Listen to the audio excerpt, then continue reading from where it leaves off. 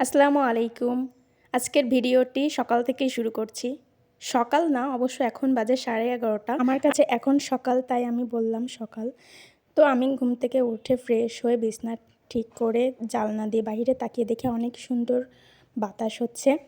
তারপর কিছুক্ষণ ওখানে দাঁড়িয়ে বসলাম, বসে ভাবতেছিলাম যে ভার্সিটিও নেই, ক্লাস নেই, পরীক্ষা শেষ, পড়াশোনাও নেই, কি করা যায়।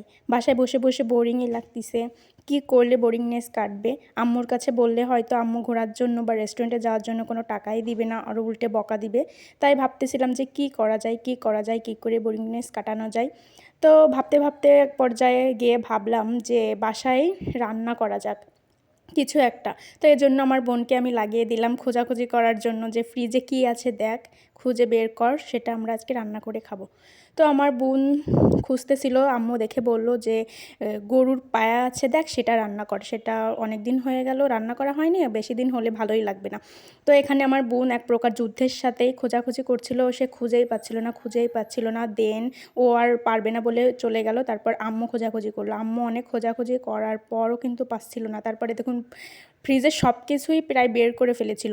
তারপর অনেক খোঁজাখুঁজি করে আম্মু সেটা দেখতে পেলো। দেন তারপর তো বেরই করতে পারছিল না, অনেক যুদ্ধ করে তারপর বের করা হলো। ফাইনালি এটা এই যে বের করতে পারলাম। বের করে আম্মু আমার হাতে দিল। তো আমি ভাবলাম ভালোই হয়েছে, এটা রান্না সময় বেশি লাগে আর সময়ও কেটে যাবে, ভালো হবে। তারপর আমি চলে গেলাম দৌড় দিয়ে রান্নাঘরে এটা ভিজানোর জন্য। আমি এটা ভিজিয়ে তারপরে হচ্ছে মশলা রেডি করার জন্য এখানে কাটাকুটি মশলা যা যা লাগে সেগুলো আমি কেটে নিব। কাটাকুটি করার ডান। এখানে আমি পেঁয়াজ কুচি, রসুন কুচি, ঝাল আর আদাটা কেটে নিয়েছি। এগুলোকে আমি এখন মিক্সারে করে ব্লেন্ড করে নেব। এখানে আমি সামান্য পানি অ্যাড করে এটাকে আমি ব্লেন্ড করে নেব। আমার ব্লেন্ড করা একদম ডান। এরপর আমি দেখব যে পায়াটা ভিজানো হয়েছে কিনা। এখানে আমি এসে দেখি পায়াটা এখনও ভেজেনি, মানে এখনও জমাট বেঁধে রয়েছে, অনেক টাইম লাগবে মনে হচ্ছে। তো আমি ভাবলাম আমি তো একটা হেয়ার প্যাক তৈরি করেছিলাম, সেটাই চুলে অ্যাপ্লাই করে নিই এর ফাঁকে। তো আমি তার জন্য হেয়ার প্যাকটা চুলে অ্যাপ্লাই করার জন্য চলে গেলাম। আমার আসলে ঘটাকারে ওইভাবেতে নিজের কেয়ার বা চুলের কেয়ার যাই বলে না কেন কোনো কিছুই করা হয় না। এক যুগ পর বা যুগ পর হয়তো বা কিছু একটা করি যখন মন চাই। তারপর পায়াটা ছাড়ানো হয়ে গেলে আমি সুন্দর মতো এটা পরিষ্কার করে ধুয়ে নিয়েছিলাম। তারপর এখানে আমি এই যে প্রেশার কুকার বসিয়ে দিয়েছিলাম। আজকে রান্নাটা প্রেশার কুকারেই প্রথমে করব। এটা স্টেপ বাই স্টেপ রান্না করতে হয়, তো আমি প্রথমে প্রেশার কুকারে এটা ভালো মতো রান্না করে নেব। তো প্রথমে আমি পায়াগুলো দিয়ে তারপর এখানে পেঁয়াজ কুচি দিয়ে দেবো, তারপরে দিয়ে দেবো ব্লেন্ড করে রাখা মশলা।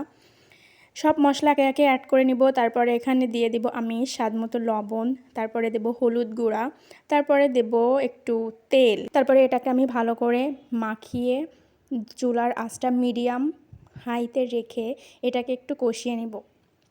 তো যতক্ষণ না সুন্দর একটা স্মেল বের হবে ততক্ষণ আমি কষাতেই থাকবো। দেন কষানো শেষ করে আমি এখানে পরিমাণ মতো পানি অ্যাড করব।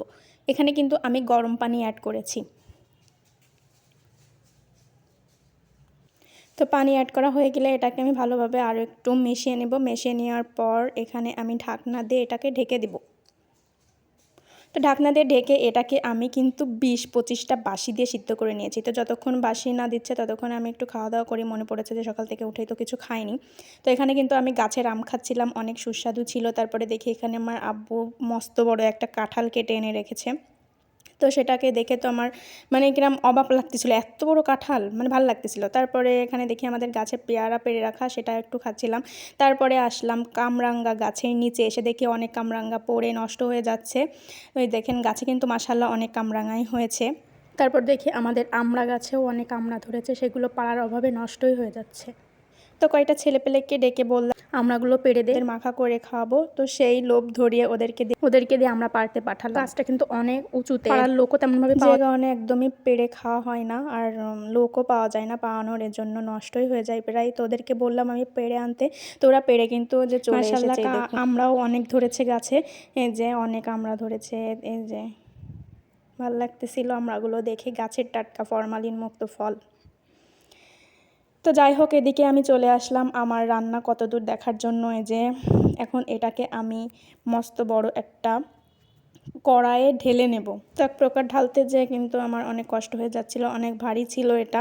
তো ফাইনালি আমি ঢেলেই ফেললাম, নিচে একটুও পড়েনি, ভালো মতোই ঢালতে পেরেছি। তো এটাকে আমি এখন জাল করে নেব। আমার কাছে মনে হচ্ছিল যে ঝোলটা একটু কম হয়ে গিয়েছে, যেহেতু এটা আমি অনেকক্ষণ ধরে জাল করব, তাই আমি কিন্তু এখানে পরে আবারও একটু গরম পানি অ্যাড করে নিয়েছি।